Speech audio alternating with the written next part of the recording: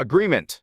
North Korea has nearly finished developing its nuclear arsenal despite ongoing economic sanctions.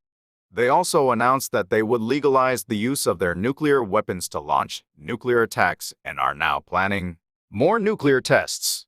Because of this, some contend that South Korea must have nuclear weapons of its own.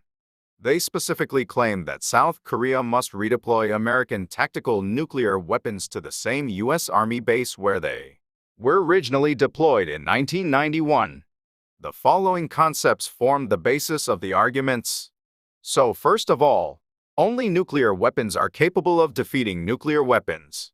Ironically, nuclear weapons help to prevent potential wars.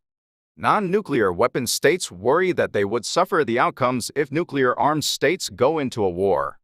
That's why a nuclear weapon is called as an asymmetric weapon due to its overwhelming power and destructive power, showing that you need to have your nuclear armaments to respond to nuclear attacks.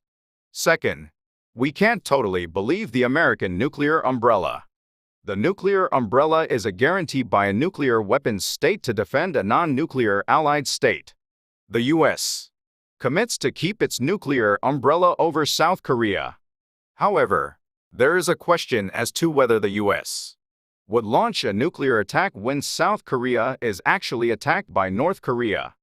Third, if South Korea has its own nuclear armaments, it can begin a denuclearization dialogue.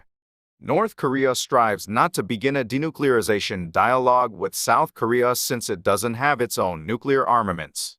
However, if it becomes armed with nuclear weapons, it may begin the negotiations on the denuclearization of North Korea. Disagreement. It is true that North Korea is close to developing nuclear weapons, and the North's nuclear threat is becoming more grave.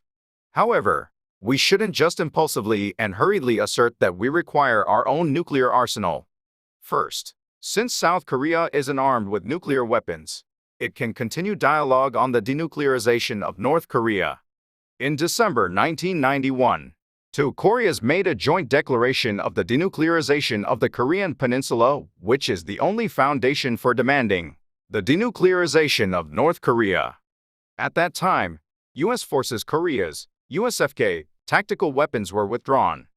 If South Korea abandons this declaration and launches its nuclear armaments, North Korea ends up further strengthening its nuclear arsenal.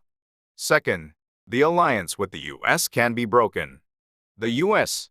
opposes the nuclear weapons program of countries around the world. If South Korea decides to be armed with nuclear weapons, the U.S. would develop a negative perception of South Korea, breaking the alliance between Korea and the U.S. Previously, the U.S. strongly opposed South Korea's attempts to develop nuclear weapons.